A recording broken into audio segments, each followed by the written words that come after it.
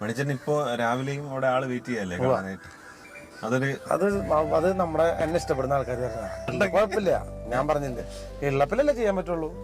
അല്ല, മണിച്ചേട്ടൻ ഒരുപാട് ആൾക്കാർക്ക് എന്തെങ്കിലും ബുദ്ധിമുട്ടായിട്ട് അങ്ങനെ ബുദ്ധിമുട്ട് തോന്നിയിട്ട് കാര്യമില്ലല്ലോ രഞ്ജിത്ത്. ഇതെല്ലാം ഈശ്വരൻ തന്നതാണ്.